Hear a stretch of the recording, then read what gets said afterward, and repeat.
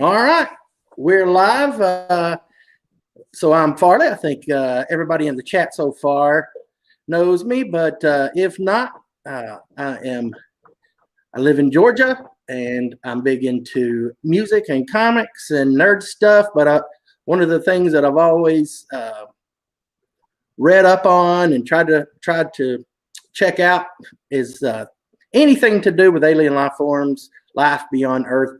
I am not well versed in it, though. I've not researched it enough to really be able to say a lot about it. So what I'm here today, basically, I was going to be a moderator between Bill here and Dale Harder. He's not here yet. Hopefully he will join us.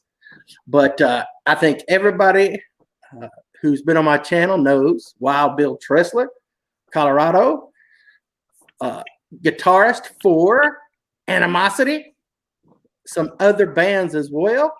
And something that I've learned over the last couple of months is he is someone who does a lot of research into UFOs. Would it be okay to call you a ufologist? More like a bored enthusiast. Right. Nothing so technically cool as being a ufologist. But yeah, I've looked into the topic, studied it for probably since I was about 17 or so, and I'm about 103 now. And it's cool, being a Libra. I always try to get both side perspectives on shit. So I don't just go and get the books that are all pro UFO and all that. I get the pro, I get the con, I get everything. I get the rants, the freaks, the scientific shit. And what's kind of cool about the UFO topic is, in order to truly understand it, you have to branch out into other things that you might not be familiar with, and that would be like rocket science, quantum physics, exobiology, just even little shit like that. I mean, because you don't want to go into a babe in the woods, because there are some charlatans in this community, man. There's some definite freaks, but so it leads you to a whole new branch of having to learn shit, man. And it's like I'm doing school outside of school. What the hell, But so it's an interesting topic to me. It kind of cuts close to home. That's awesome, man. So, like for instance, go ahead. I'm sorry. So, say again. I said, go ahead. I was going to cut you off and say something, but you weren't finished. So finish up your thought there. Sorry about that. Oh, okay. Well, just my interest really peaked because of just a story that my dad told me once. He's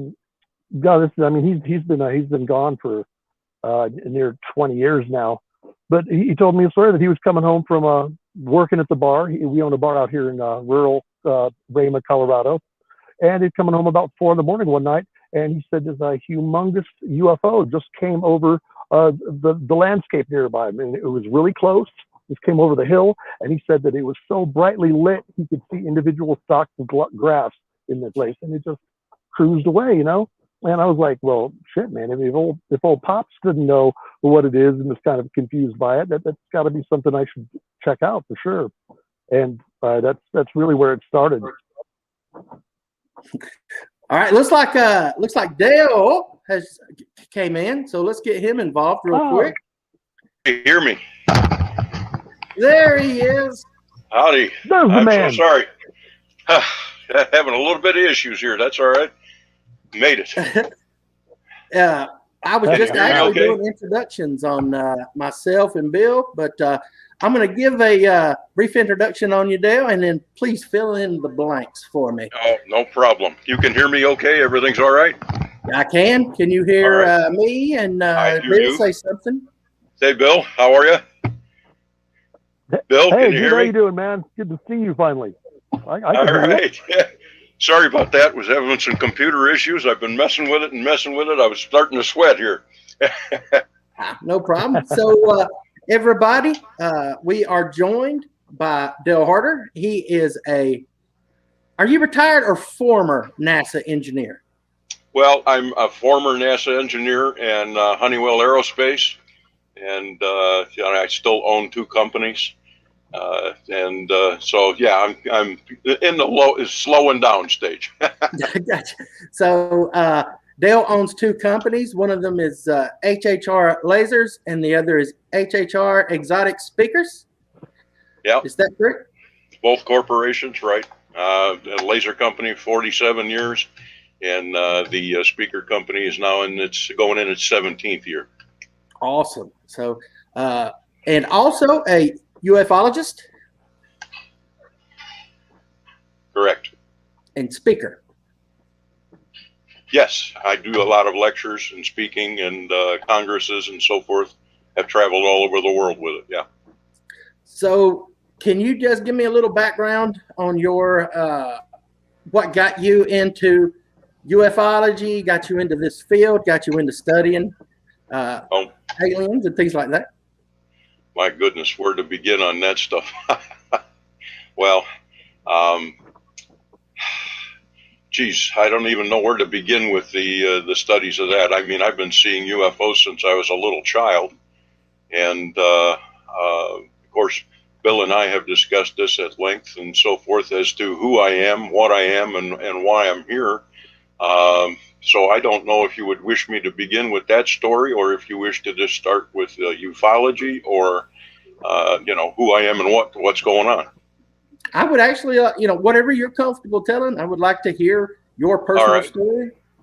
Okay, well, let's start off at the very beginning then, and I will tell you, as I have discussed with Bill many times, in actuality, I am an ET. I am from the planet Era, and I am on a mission with my fellow brothers and sisters, Tegetan Pleiadians.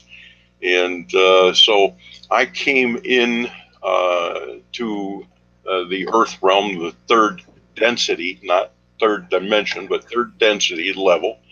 And I went through the birthing process so that I would have a physical human body, but I've retained probably 90% of my memories as to who I was and what I was and why I came and so forth, which is part of the mission. And so I was part of a vanguard crew that came in the 50s, early 50s, mid 50s, to start our mission, which was designed basically to help humanity, to make them aware of us, and also to make them to grow and to be able to accept the idea that they're not alone. And so that's the portion of what it is about. I have full memories of leaving the ship and entering into a physical body. We would call it, if you have seen the movie Avatar, it is very much like that. We enter into a pod, we enter into an avatar body, which is this physical form. And in order to stay here and work in the third density instead of the fifth density where I normally reside, I had to go through the birthing process. I was left essentially on a doorstep, Catholic Charities organization at age of about 3 months. And then all the arrangements prior to that, of course, had been made on a soul level, but or higher levels, I should say. But I was then adopted by a family who basically came from the southern Tennessee. And, so I was adopted by them and raised, and they knew from the very beginning that I was very, very different. So, visitations by ET craft and things from the age of 6 on up was not unusual, and probably even before that, but my most vivid memories start around that time. And so I have seen them all my life. They presently come to my home where I live in Ohio, and they have followed me all around the world. So have seen them quite a bit and talked to them. Then about 2 years ago, I met through a young lady that was in contact with the Tegetan Pleiadians directly, not by channeling or not by ESP or telepathy or anything like that, but direct contact. And she had thousands and thousands of followers. I contacted her very briefly, sent a very mild email, and told her, essentially that we needed to talk. And so for some reason, she answered the email. And we became very quickly fast friends and found out that we worked together. Her name is Goja, and Goja can be found on a YouTube channel called Cosmic Agency, where you will find me and her doing her daily work, presenting videos made from the information that has been given directly from my family in orbit around the planet at the present time. So they were in about a 307 mile high orbit and have been here since 1952. So they work on a daily basis with Goja, myself, Robert, and one or two other individuals, and we're actually part of the crew.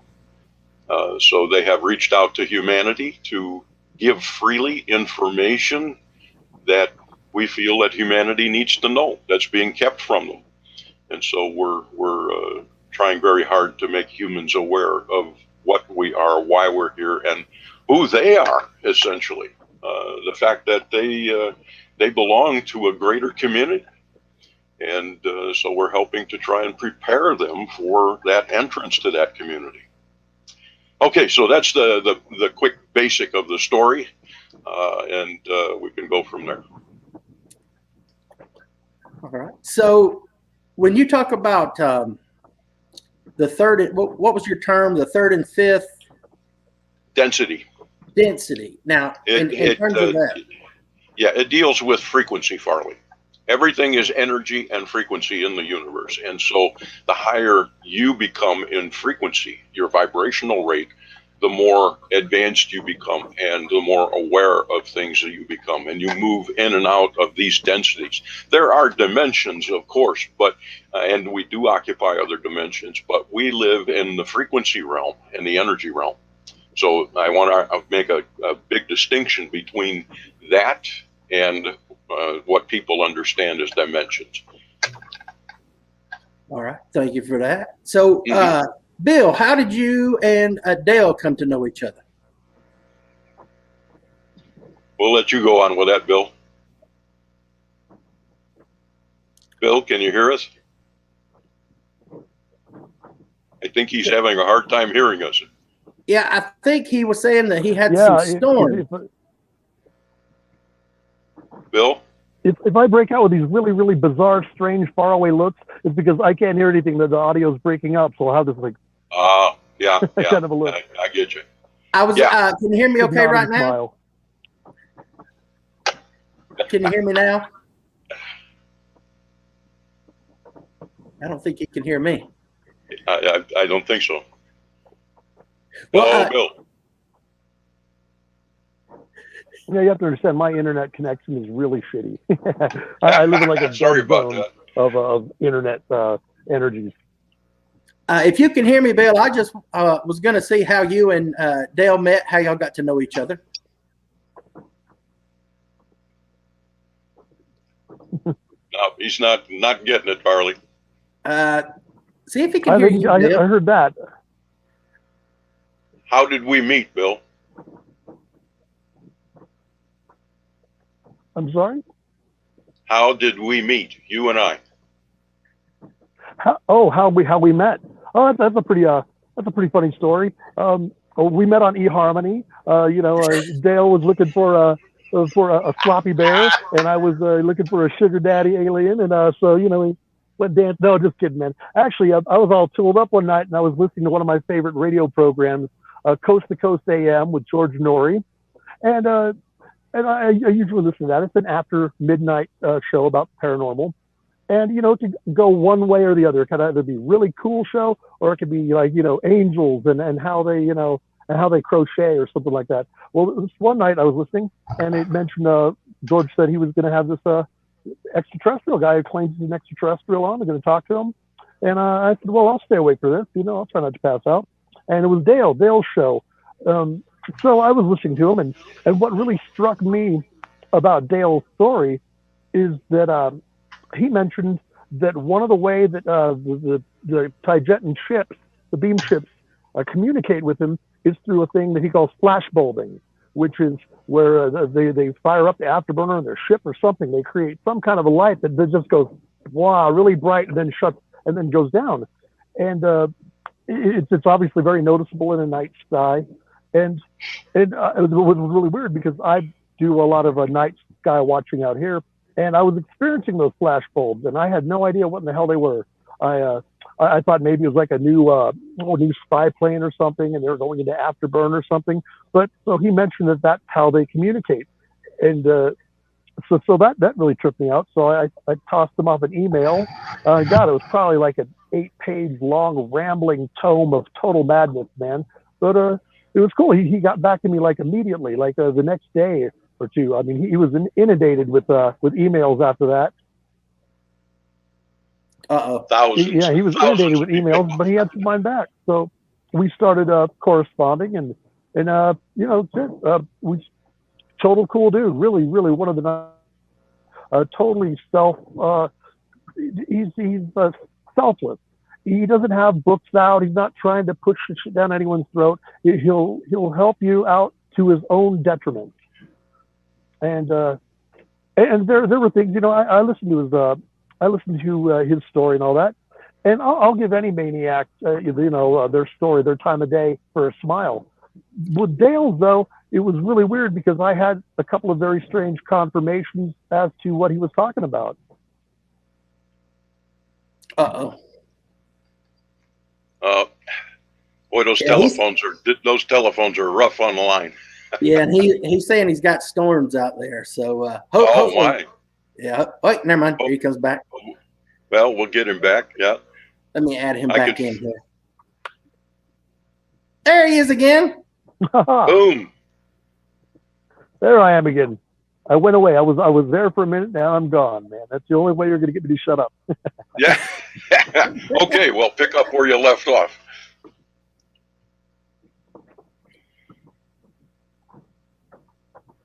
Yeah, I think you. And now Farley's done. Keep going, Bill.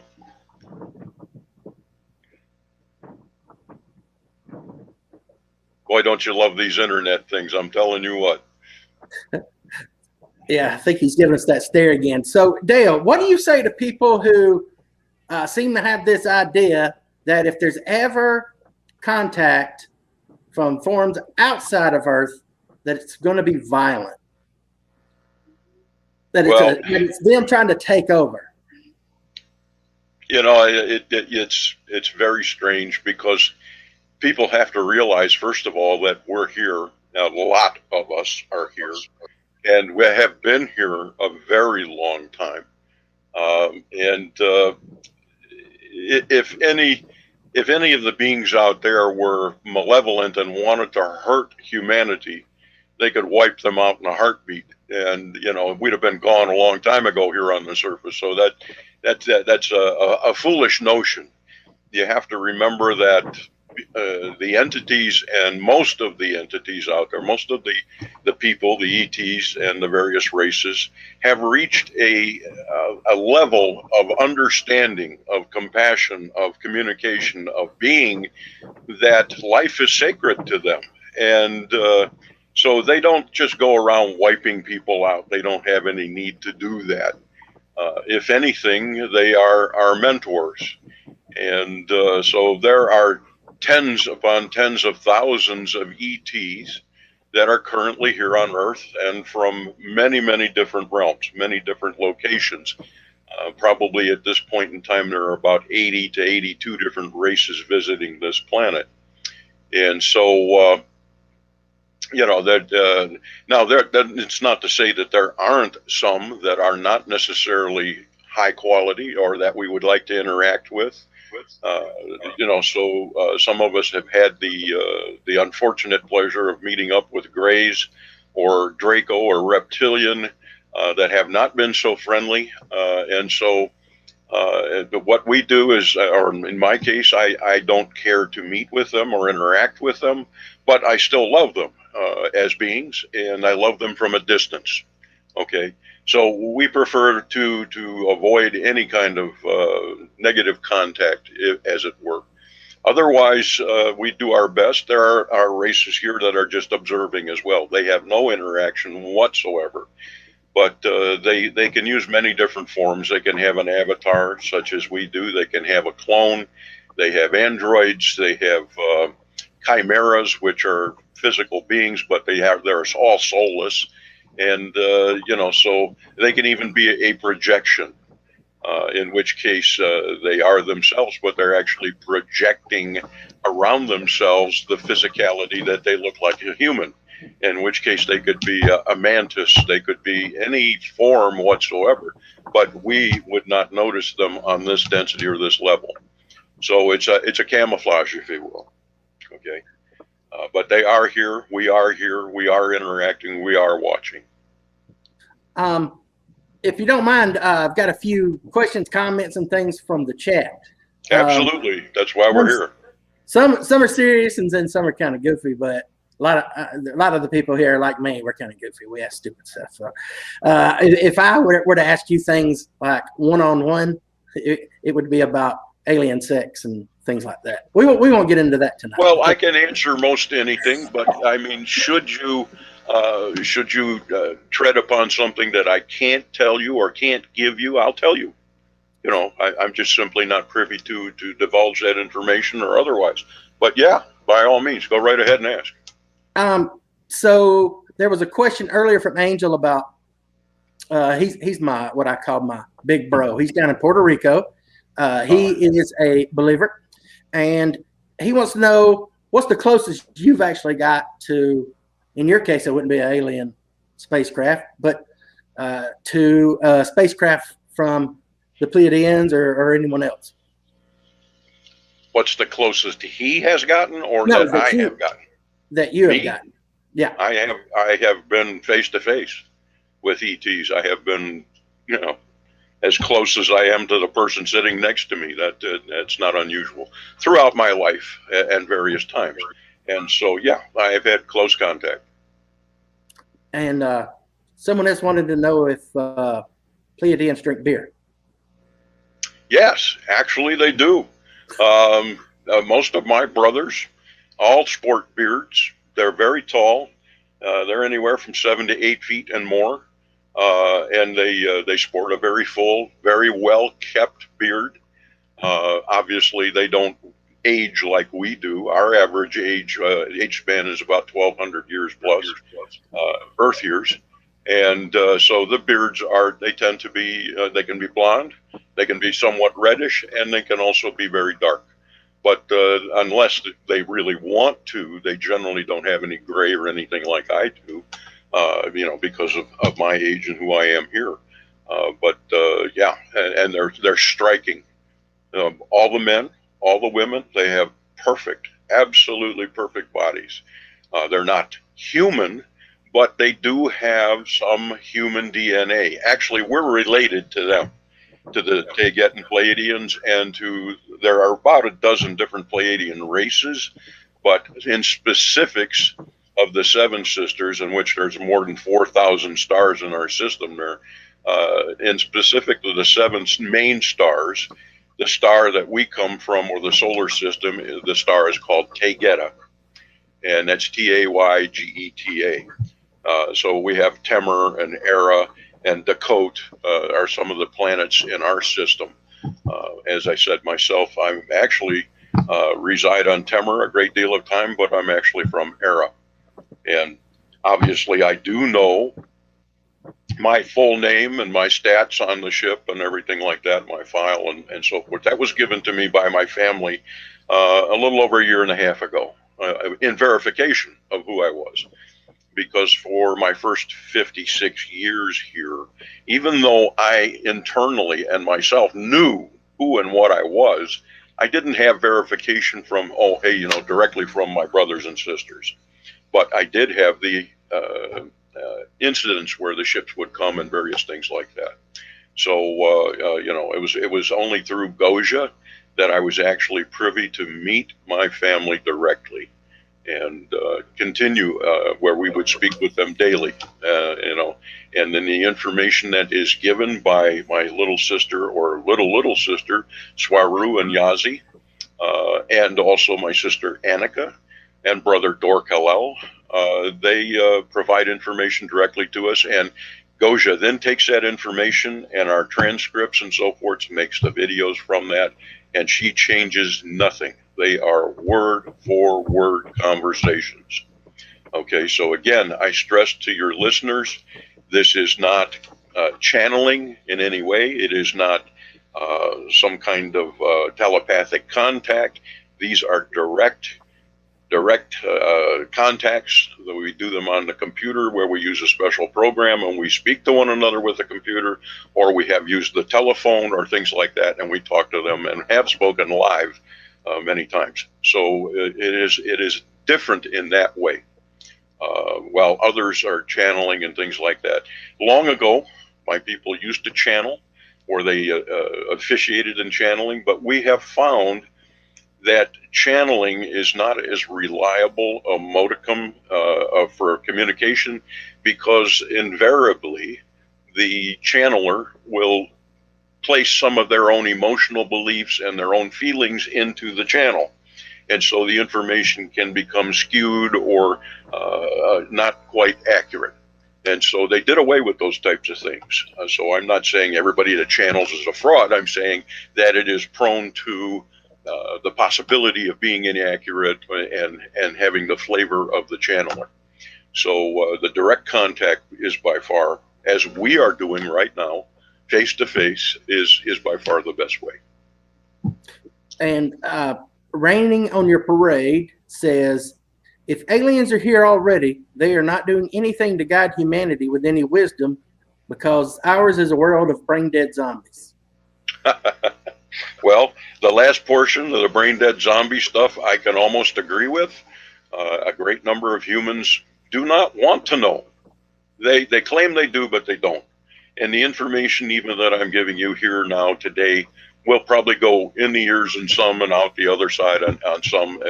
Maybe a few will be affected. Maybe they will remember a few things, and it will stimulate them. And the only thing that my family and myself and Gosia, the only thing we ever ask of anyone is to simply open your mind, listen to what we're telling you, and look at the information that has been given freely. And if it resonates with you or you're heart-centered, then use it. If it doesn't, okay. We don't want cult. We don't want a following. We don't make books or CDs or magazines or anything else. And even when we get paid, if we do a lecture, most of the time, we give that money back to charity. At least I do. Gosia makes very little money with her channel, too. Not even enough usually to cover her rent. So she's not making a huge amount of money. This is something that we decided to do on our own as part of the team, as part of the crew. Okay. My family has never asked for anything from any one of us. We do this freely as part of that group, as part of the team. They never asked Gosia to put the videos up or anything else. She asked, in fact, if she could share this information. So in the first part of that question, that the information that you seek, are we guiding humanity and giving information or trying to help? Yes, we are. And if you go to YouTube, look up Cosmic Agency. In the English channel, there is a Spanish channel and an English channel for Cosmic Agency, and there are almost 1,000 videos now present.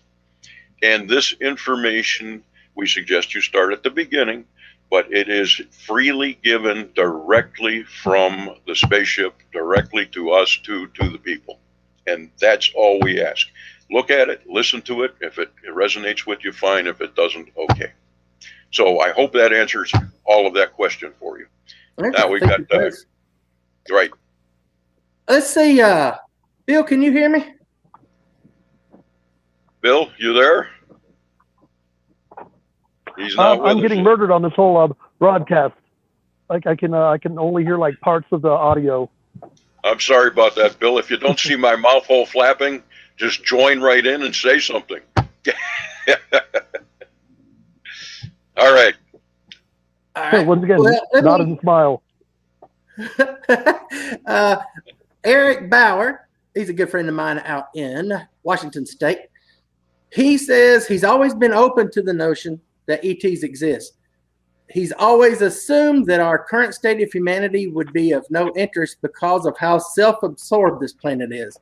He also says he would welcome a violent coup instigated by, honestly, he would welcome it if there was a violent coup instigated by extraterrestrials. Is there a question there?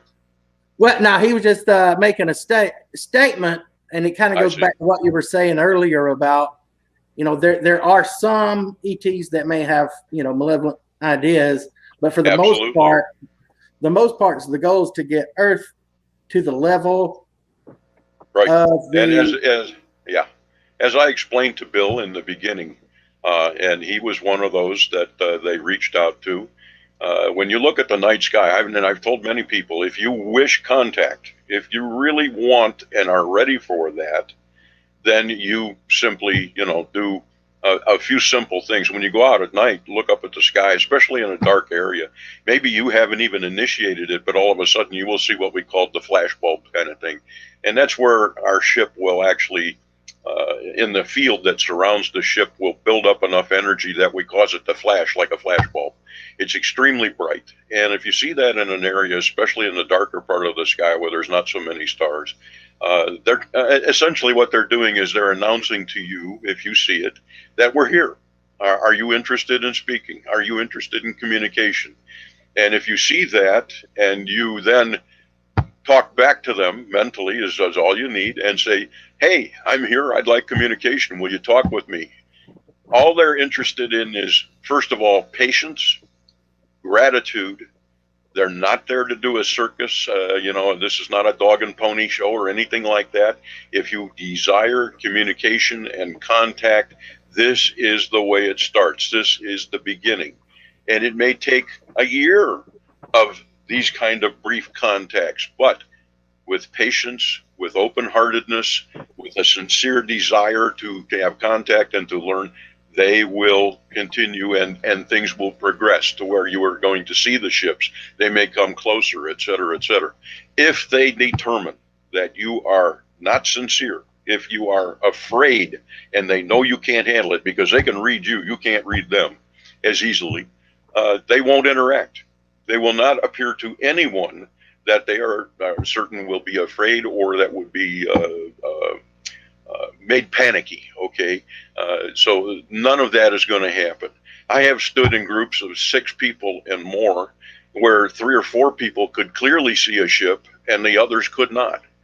And the reason is because of their mindset, or maybe they had a bad day, maybe they were negative at heart that day or otherwise. So my family will not interact, nor will the others in most cases. So they can read us quite easily from vast distances. It's all telepathic. It's all easy to do. Bill, how about now?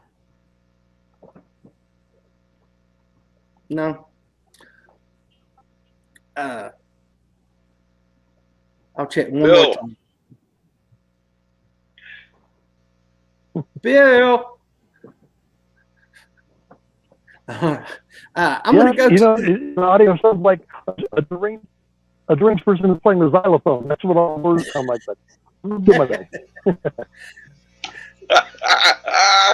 I don't even know where he's at in the conversation, like what he's heard. Yeah, I know. It's a shame. Sorry about that. I've got another comment. Maybe you'd like to. This is not a question, but just a comment. This is from Angel, my buddy down in Puerto Rico.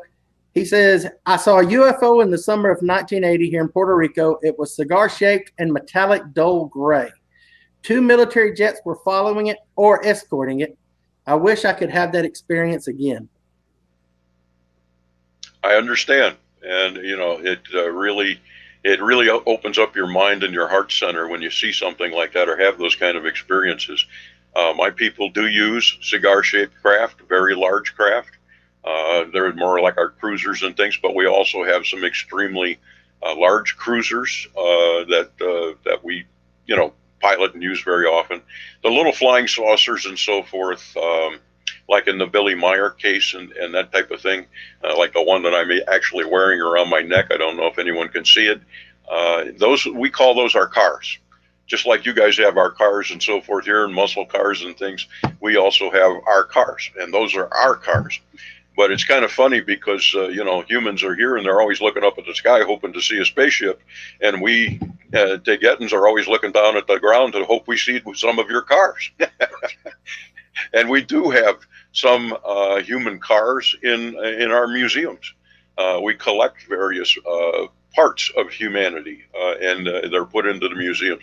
Musical instruments, pianos, violins, different things. We enjoy humanities, music and art and things like that. And even what people here would consider garbage, we sometimes collect and put in the museum because it represents this particular culture. And so it's not unusual for us. All right. Did Jerry Kenoff wants to know, why don't they interact with world governments? I cannot give you the specifics. I'm not at liberty to do that, but I can tell you this. We have and we do interact with the governments. Gotcha. And my friend Beth from Red Rum Records just showed up. Hello. And I thought I saw a question about interacting with Nazis in World War II. Was there any interaction? There was some, yes, there was some interaction there. You may have heard of a group of women called the Vril, and those people were actually part of our group, Tegetans and so forth. And their intent was not to give information to the Germans for advancement, but they actually tried to prevent them from getting too far ahead with too much technology, to prevent them from their agenda of taking over the world and so forth.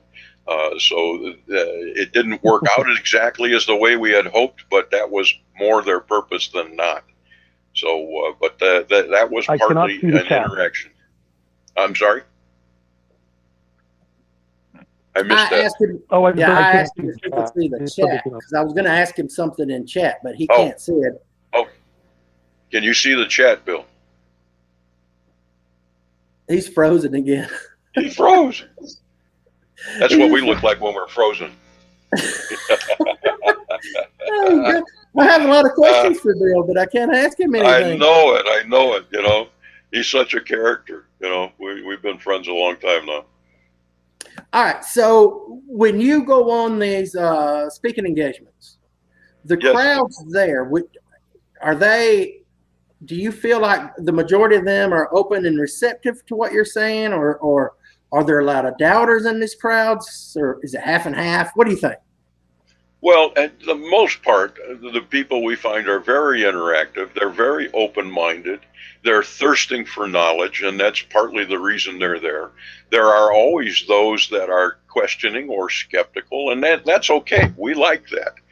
That's not an issue for us, because our hopes are that those people will gain something from the interactions, from the people at the congresses and various expos, and that this will open their mind to research on their own.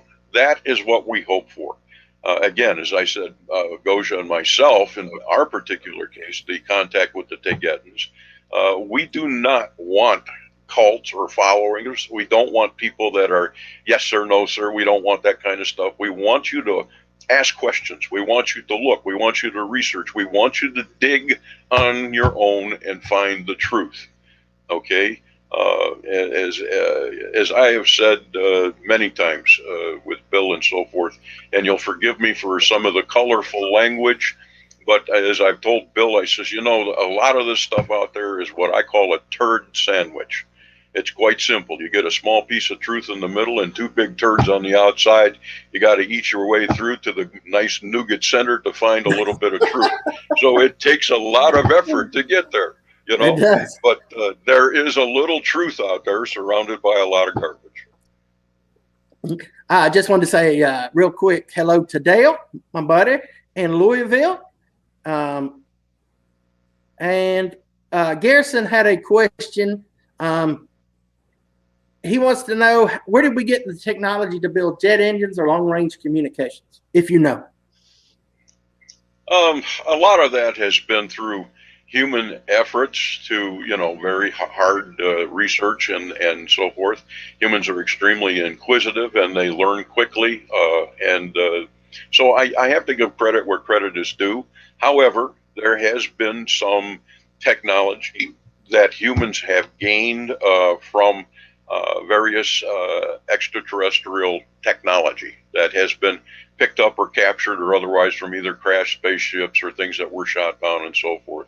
Unfortunately, that has happened, but they have done their best to back engineer it, and for the technology that they have available, they can do quite a bit. And so there has been instances in which extraterrestrial technology has been responsible for humanity's growth. But unfortunately, a lot of the growth that has come through negative means, which is war and things like that. That's the driving machine. And I really hate to see that. In our cases, the ETs, most of us, and in fact, when you get outside of Earth, everything is fifth density. So our ship exists in a bubble of fifth density energy. The universe as a whole is fifth density and above. And the primordial Earth itself is actually fifth density. But there is a projection which is being projected from the moon onto the Earth, which creates the third density level where most of humanity resides. And so you can almost think of this place like a Walt Disney planet. All right. And a lot of ETs come here to have the experience of the third density, because this is one of the lowest densities that exists anywhere in the universe. And so a lot of it is about experience.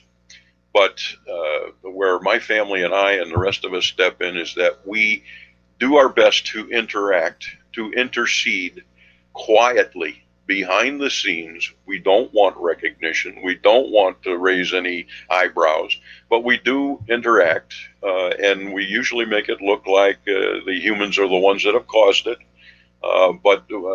So we do our best to try and help you with preventing of wars and skirmishes and nuclear bombs and all those kind of things, if necessary. But we do not control anything. And in a lot of cases, we are asked for help. But again, that comes in where the governmental systems are.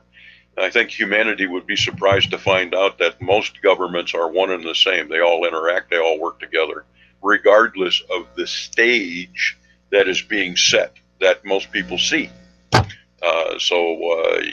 There's a lot more interaction there than one would know. Gotcha. I might have missed a question, but Garrison wants to know, did they find anything on the moon when they went beyond what they've told us? Well, you know this is going to hurt me, but I'm going to tell you the truth as I know it. Even as a rocket scientist or working as an engineer for NASA and Honeywell and all that stuff, and I lived through all this, I watched it. I was even at the point where I pretty much believed that we had gone to the moon. When I interacted directly with my family, I learned that that's not the case. We did not go to the moon, at least not in the 60s. And so the first moon landing and those kind of things, that was all staged as a ruse, as a benefit for humanity, if you will. But and that hurt me, because as a scientist and engineer here under this assumption as to who and what I am, I had hoped that humanity had gotten further than they had. But that was a lot of deceptive information there. So no, we never went to the moon as people think of it and see it. I mean, I was even a kid, and I remember watching the first moon landing in '69, but that did not take place as it was shown. So, later on, that's a different story.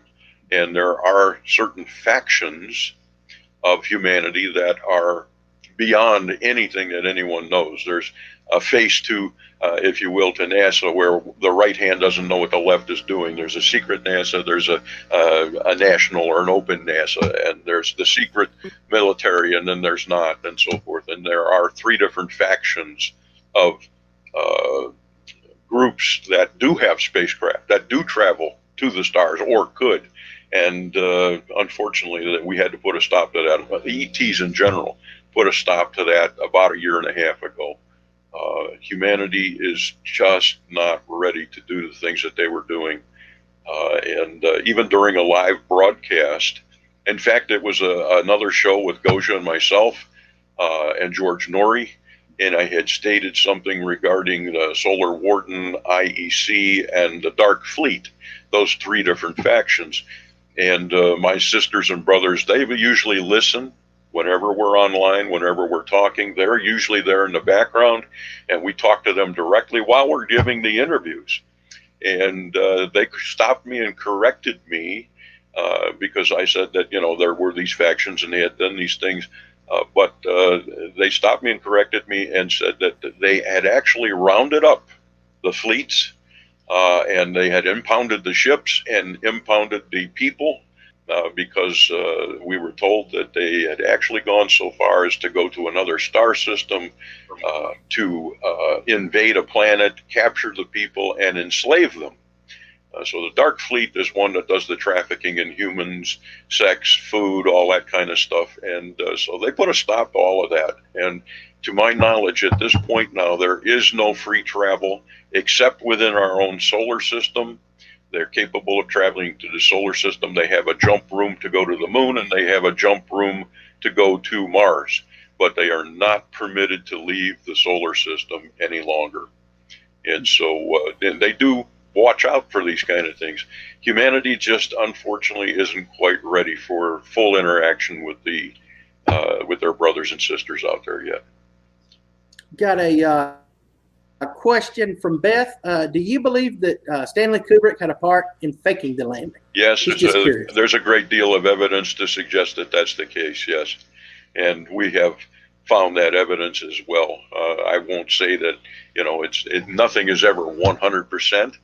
But my family, my sisters, and everybody, yes, they say that is the case. And there was far more than just Kubrick behind it.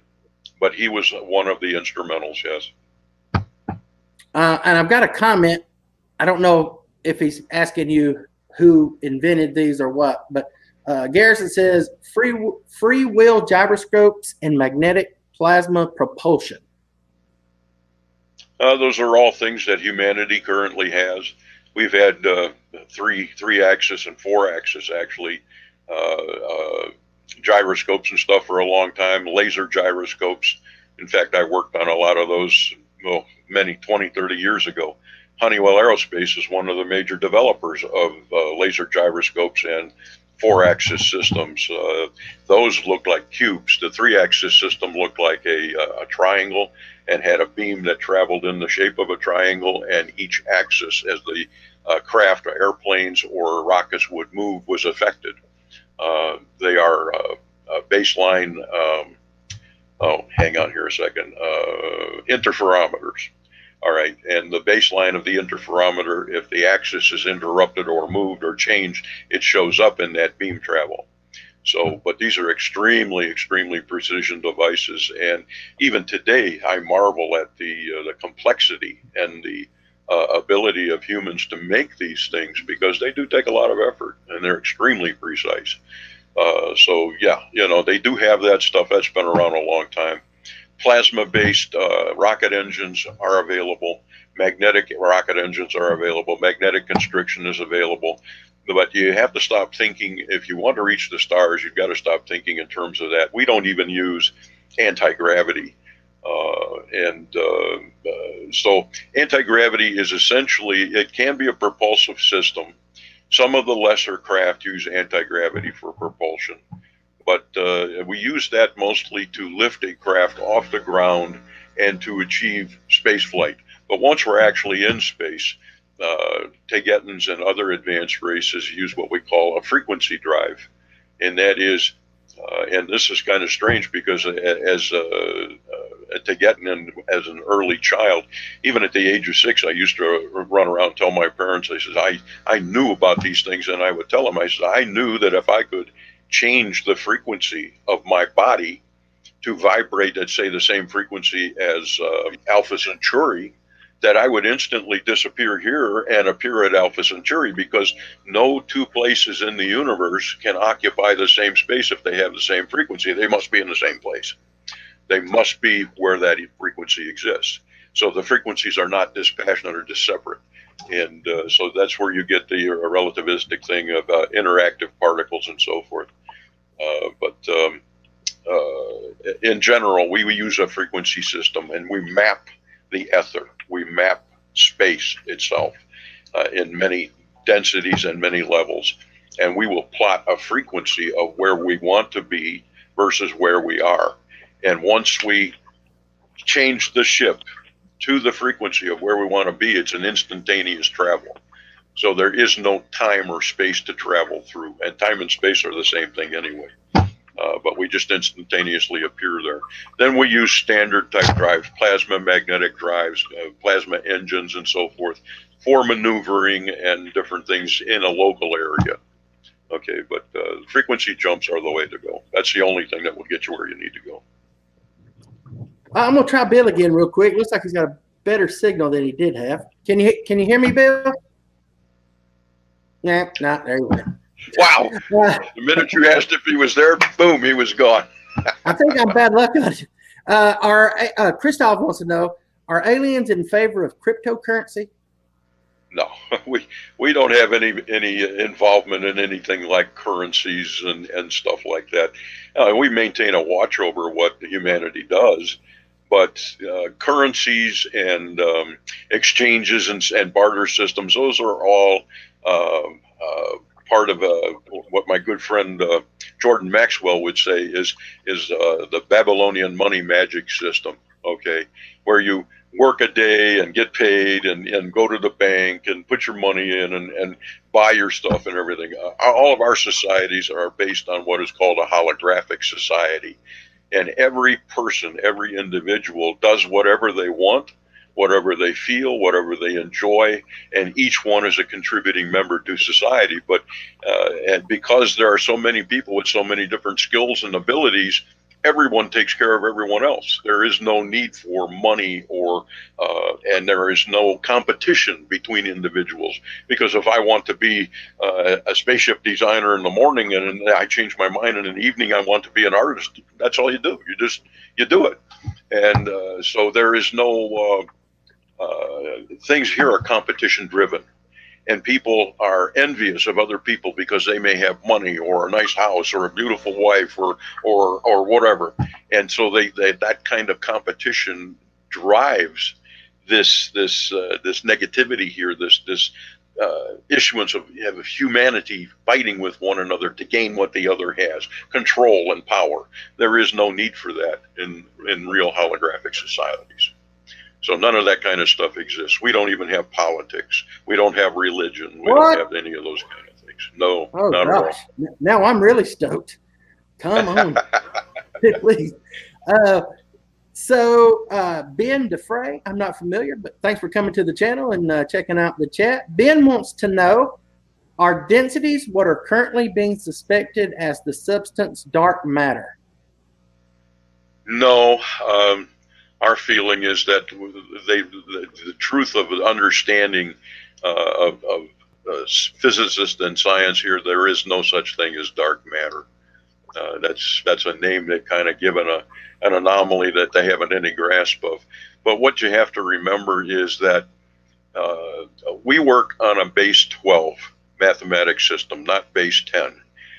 So if you are familiar with Nikola Tesla, one of my favorite individuals, he worked on the 369, and he tells you if you understood the power and the beauty of the numbers 369 and actually 12, that you would understand the universe. And that's where we engage. Everything we do is on base 12.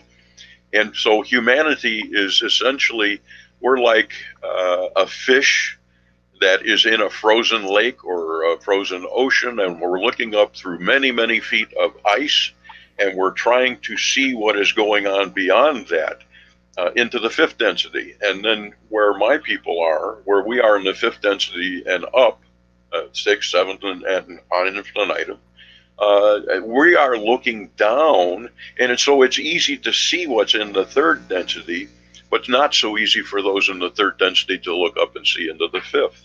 Your frequency must be high enough to achieve that, to look into that, or to be part of that. And so scientists and engineers here are missing essentially 2/5 of the puzzle.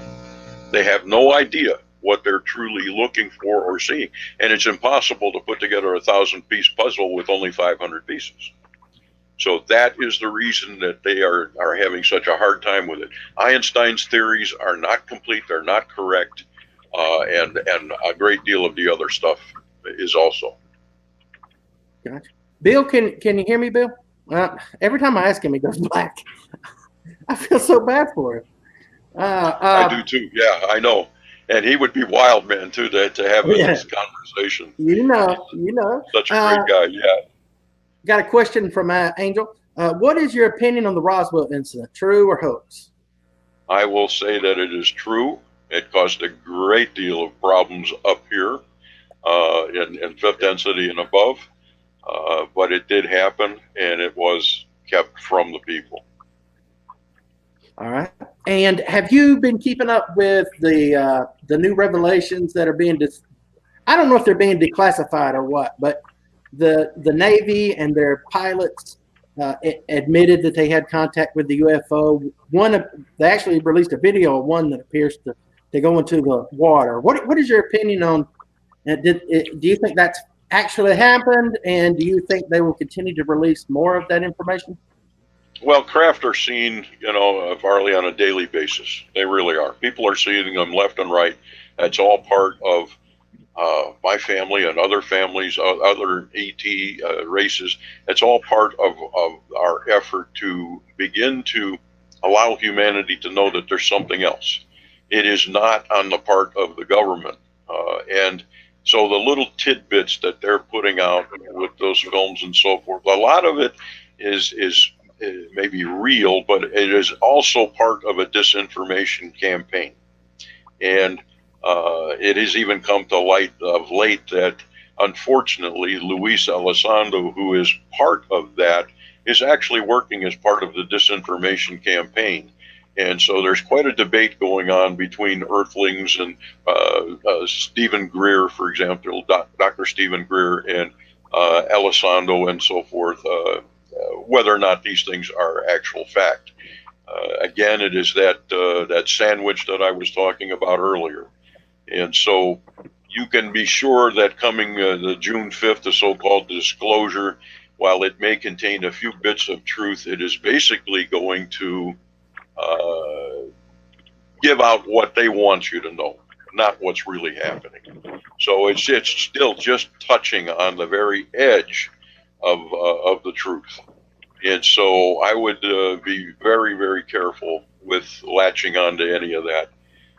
True disclosure has already taken place, is already taking place. If you look at the mountains and mountains of information, pictures and videos and actual, not those that have been falsely made for people trying to make a buck on YouTube and things like that, but the actual stuff by real people that have been caught off guard with real videos and real interactions. If you look at the mountains of stuff and the tens upon tens of thousands of people that have gone through abduction experiences and things, there is more information for the topic and subject of UFOs or the ATIP phenomenon and so forth. There's more information for that than any other aspect on the humanity on Earth. And in any court of law, you can convict someone of a heinous crime on just the opinion of a couple of people. It only takes a beyond a shadow of a doubt to convict someone. Well, in this case, there is so much information that we don't understand for the life of us why humanity can't get with the program here and see there's really something going on here. Now, we already know that to be true. The rest of us are just sitting out here going, well, is the government ever going to tell us the truth? And my answer to you is no, they can't. They won't. Because if they answer that question, that opens Pandora's box, and there's going to be other questions asked that they're not prepared to answer, and things would get really rough really quick. So, no, don't look to the government for disclosure. Not going to happen. Yeah, I don't know much, but that's one thing that I've looked at and researched a little bit that I would say they could never reveal everything because it would open the floodgate. Yeah. Yeah. All right, and just a couple of comments or questions. What about music? Do you or your family get into Earth music? Is that something that? Oh yeah, absolutely. On our ship, we have a piano and a violin. I believe the violin was rescued in 1895 thereabouts, and the piano was rescued during one of the wars in early 1900s. Grand piano, and we play it. They play it, and they're very proficient at it. And yeah, we love earth music. It's fantastic. What So about and the women love earrings and jewelry, and you know they're very attractive. You know, you see one of our ladies, you ain't gonna forget that you've seen her. You know, or the guys, they are fantastic, and they have an aura about them, if you will, an energy. There's no forgetting it, you know. But and there's chances that some people have actually seen us and met them and so forth. They're so close to humanity, they can walk freely amongst you with nobody noticing. You know, there's just a few telltale signs that are, if you really know what to look for, you might catch it. But in most cases, you won't. And in people like myself who have gone through the birthing process so that we could stay here and work amongst humanity for a long period of time, we have to be in a physical form.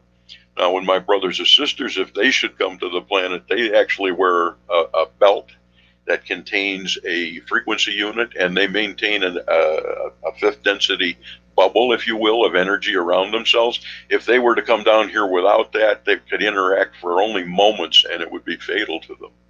So they cannot do that in actual or natural form. But they can wear these belts and things and be hidden, and you would never see it or notice it. So they do occasionally have done that in the past and have done it recently. But for the most part, most of their work can be done from up there or from StarCraft and things like that. Got a couple of questions. How far have we gotten with teleportation since the incident in 1942 with the Navy? Well, you're talking about the Navy's incident there, the Philadelphia experiment. And there was quite a bit of stuff that did really occur with that. Tesla was involved, and Einstein was involved. There were a few people that had connections with it. So that kind of thing did occur. There has been work that has been done, and yes, they do have what are called jump rooms, and so that is an offshoot of that type of technology. And in ancient times, if you will, there were actually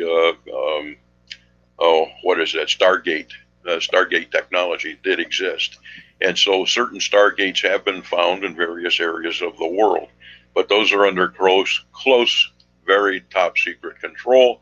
Most people never see it or hear about it or otherwise, but it does exist. And Christoph wants to know: is there a YouTube channel you'd recommend? Yes, as I said, if you want to know all the information that my family has freely given, that Gosia and I appear on and talk on, go to the YouTube channel, look for Cosmic Agency. And there are two channels, one for the Spanish-speaking individuals and also one for English. And there are almost 1,000 videos available, and they range anywhere from 30 minutes to an hour and a half long. And they are word for word conversations that she and I and the rest have had with my family directly. All right. And you may know this guy in the chat. William Tressler says, he's in chat now. It's a comment. Dale used to be a Vegas crooner who dated Karen Carpenter for a time. Yes, that's true. She actually was my inspiration to get into music. I was a professional singer and entertainer. I have traveled a great deal of the world, seen a great deal.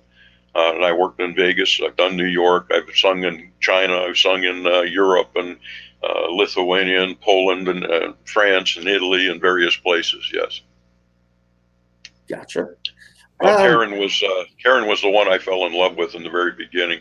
Her first album was actually called Ticket to Ride. It came out in 1968, and I instantly fell in love with her voice, and that began a long story of conquest and so forth until I actually got to meet her, got to be friends with her, got to be romantically inclined and interested with her.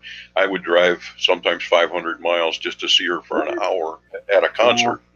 We had a specific calling card and a way that she would know that I was there, and then I could go behind the stage and see her. I went to her home, knew her family and brother and so forth. But it's been a very, very long time ago. Karen passed, if I'm not mistaken, in March of 1983. I was working at NASA at the time, in fact, and I heard it on the news, and it affected me so badly that I actually fainted or dropped, and people came rushing in. They found me, and they sent me to the medical and everything, and then they sent me home for the day. But it really affected me. Now, we were still friends at that point, but we weren't dating or anything. My connections with her were early 70s, like 73 through 75. I did meet Herb Alpert. I was at Capitol Records. I've worked with God knows how many different famous people in the music industry. Made a few records of my own and so forth, and I've had many different groups. And I still sing occasionally, make an occasional appearance.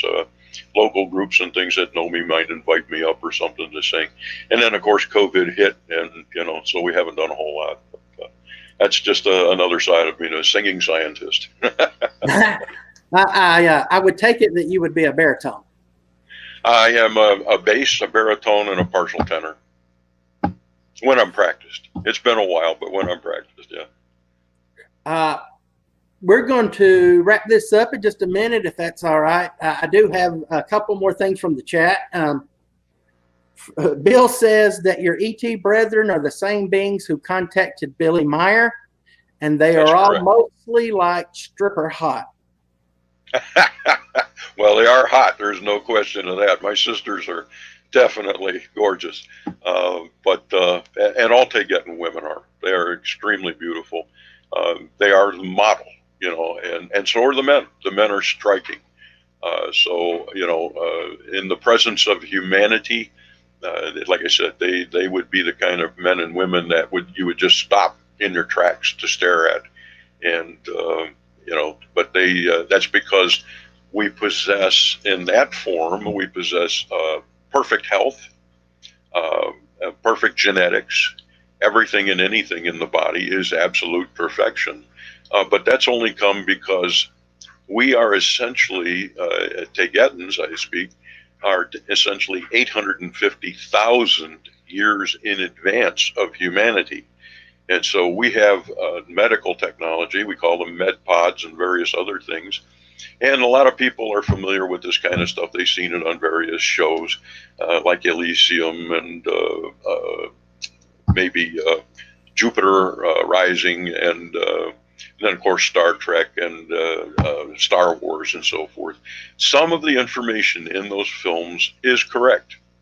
And we do abide by a prime directive. No, we didn't steal that information.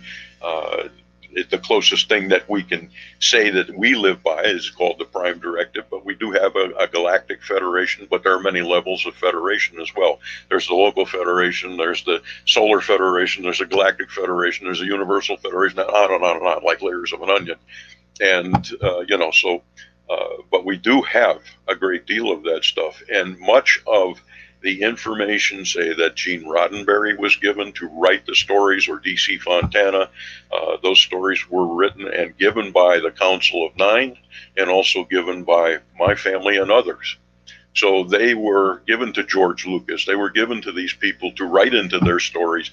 And you will find that a great deal of movies and sci-fi and so forth is actually telling humanity the truth. Now, it sounds like it's made out to be science fiction so that people don't get all bent and crazy, but that's really the way that things are. So Star Trek represents more of the kind of world where I would come from than not. And,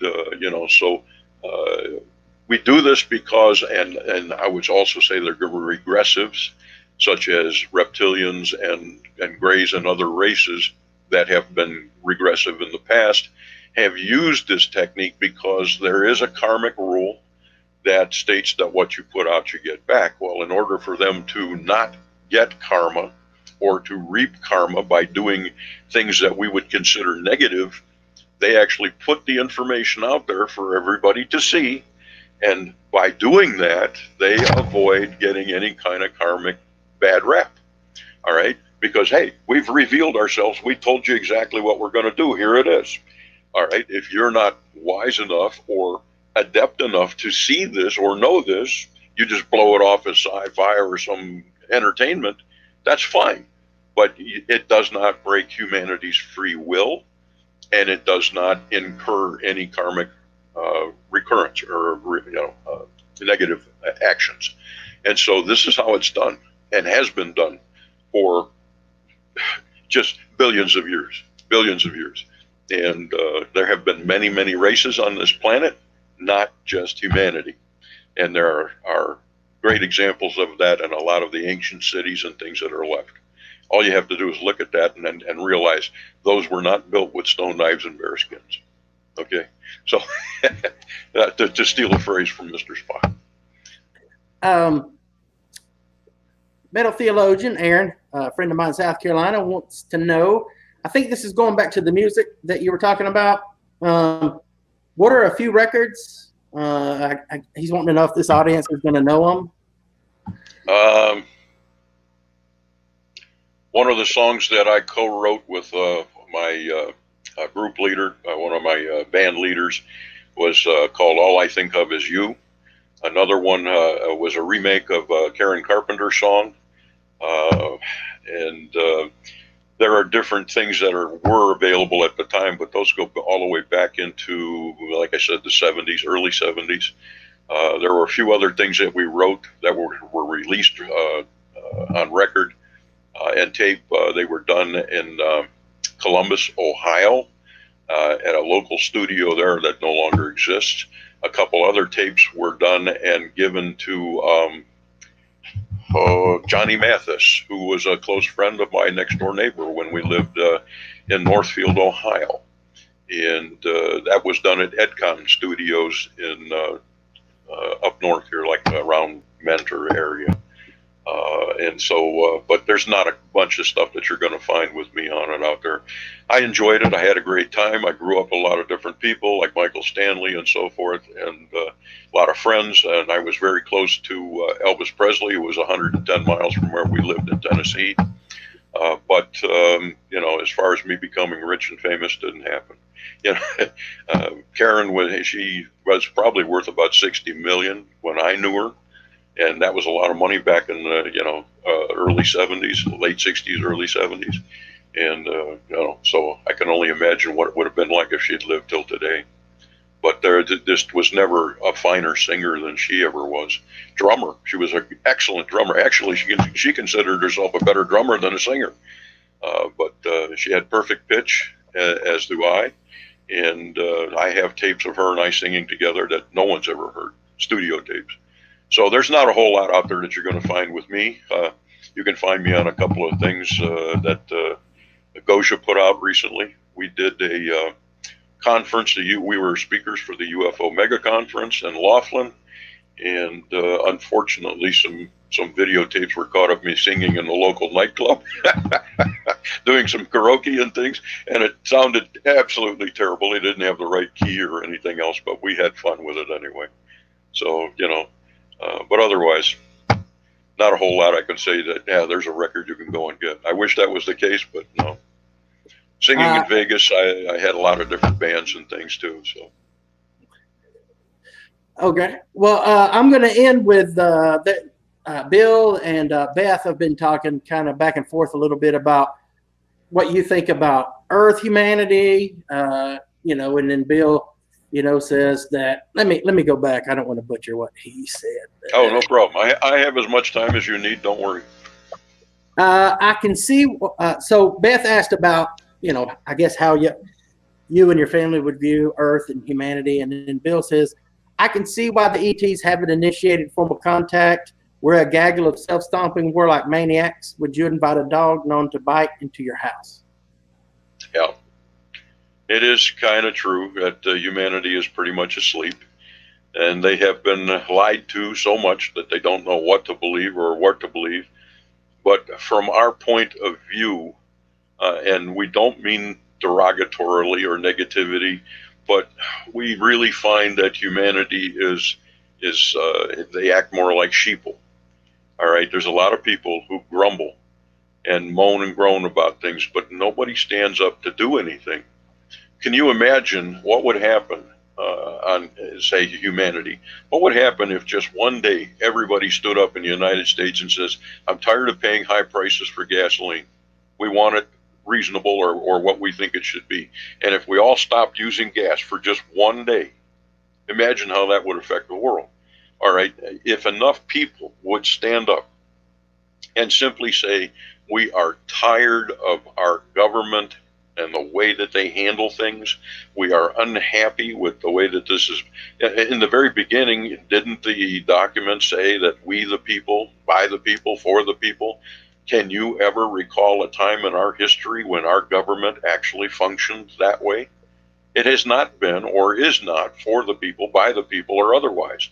And if you think that the election process is truly because we go out and vote and that's who we get, it doesn't work like that. You know, you've got the Electoral College, it generally puts them in, and what they do is they go out there and they pick a couple of the worst possible people. They throw them up in front of humanity in general, or say in the United States. And this is my opinion, okay? I will frame it that way. It's not necessarily anyone else's opinion, but they throw the two worst people up there, and we're supposed to sit down and figure out who is the least destructive or the least damaging of the two worst possibilities. We don't get to go out as people and say we want this one or we want that one or this, that, or the other thing. And if we even know that there is a corrupt politician, we don't get to kick them out. They just get to sit down and vote themselves another raise or more control. So we are not living in a government system where we, the people, have what we want. But on the other hand, like I'm saying, and what started this, is the whole thing is that if people would stand up together and literally say, this is what we want, then things would change. But they will not. They do not. And so therefore, we're more like sheeple than not. We just follow. And so you have to have a big mouth. And you got to put your neck out in the chopping block. And yes, I do that every day. And I do it willingly. And do I get threats? Yes. Do I have I faced repercussions? Yes. But somebody's got to do it. You know, I get nothing out of it. I put myself at risk. I put my family at risk. But I still think it's worth the effort. Humanity's worth saving. And so did my family believe until recently, where we've literally been ousted. The Federation made us stop.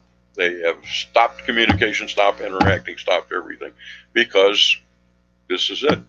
With the pandemic and the whole thing there that's going on. So it is really, really about, I will say, I believe, eradication of humanity. That has been expressed by myself, many others, etc., but I'll take the rap. I'm saying this is planned. This is the eradication of humanity. Hopefully, for what will result will be either an extremely reduced population, or for the eradication of humanity altogether and replacing humanity with another race that is more deserving of this planet.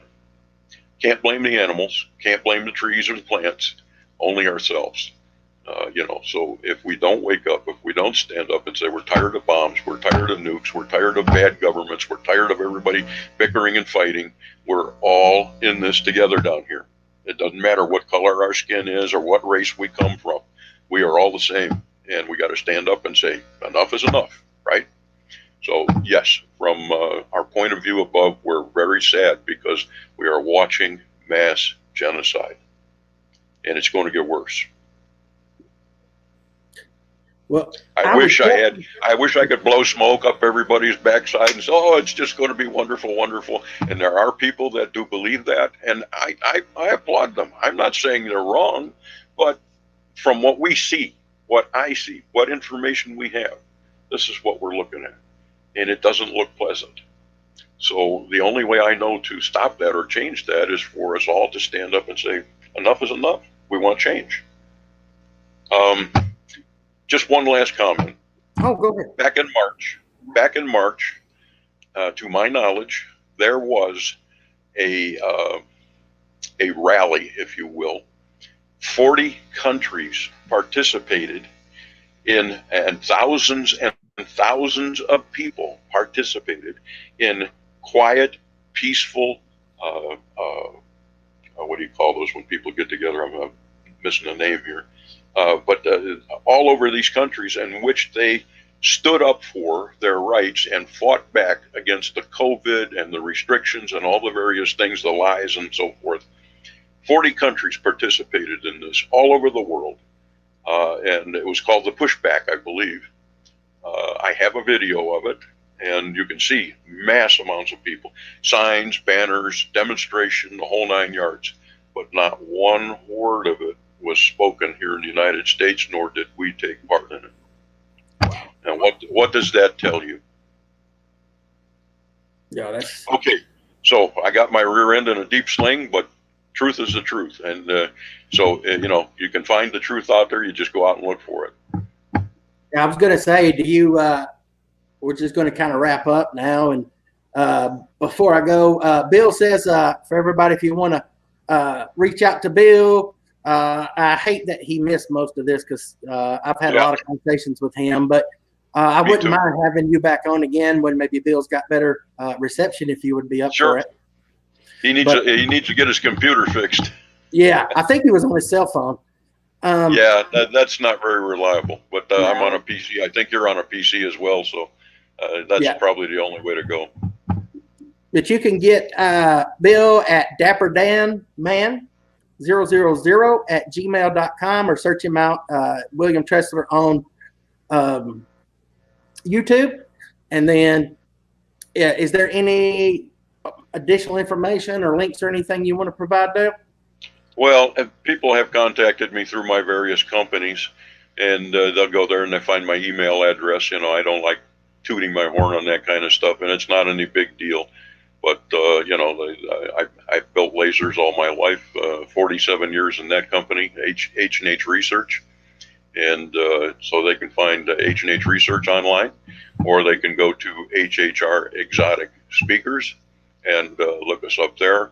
And so we built some of the most exotic stereo speakers, speakers for in-home use for stereo systems in the world. And we're in very high-ranking speakers. There are only two other companies in the world that can do what we do. So, it's small, it's a niche company, that kind of thing. But we live for service on either company to take care of our clients and people. So I can be reached through those. You can also Google my name. If you Google my name, you'll find me all over the place. I got a big mouth, but I am not Dale Harder, the weightlifter, who's about 85 years old. Well, I think Bill mentioned earlier that Dale Harder would be the perfect porn name. I can tell you I've lived a hard life with that. I've been called everything and anything. A hard life, yeah. Oh, man, I appreciate you coming on. Next time we talk, man, we can talk. I just catching up here. Aaron, middle theologian, friend of mine, he's got a lot of questions kind of about the music and stuff. I'd like to talk, if you can, talk a little more about that. Sure. And of course, get Bill involved if there's no hailstorms out his way. Right. Yeah, I know Bill's a riot, so I really wish he would have been with us. He's a great guy, a good friend, and I really value having him around. So, probably the greatest thing that has happened for me in all of this is that I've got to meet many, many people from many walks of the world, made some really great friends along the way, and have worked with most UFO people in the world and know them personally and otherwise. And, so we're all kicking at this one way or another. And it's not really necessary that people believe that I'm an ET or otherwise. Many people have seen the ships with me and that type of thing. My wife sees them all the time. It's no big deal.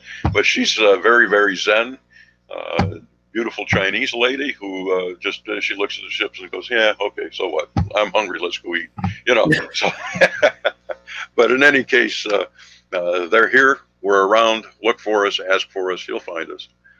And but thanks for having me on today. Bill, if you're there, I'm sorry you haven't got to talk much. I miss you. But, anytime you give me a shout. Hey, I appreciate it. And like I say, I have a lot of questions. You've answered a lot of them. And I love to have both, different sides of everything to weigh it and make my own decisions. And so I just ask that everybody have an open mind and do your own research. And again, thanks for coming on. Thanks, Bill. And hopefully we can do this again with Bill. Very good. All right. Everybody in the chat, take care. Thanks for coming by. And again, Dale and Bill, thank y'all very, very much. Have a great Sunday night. Thanks, everybody. Bye-bye. Bye-bye.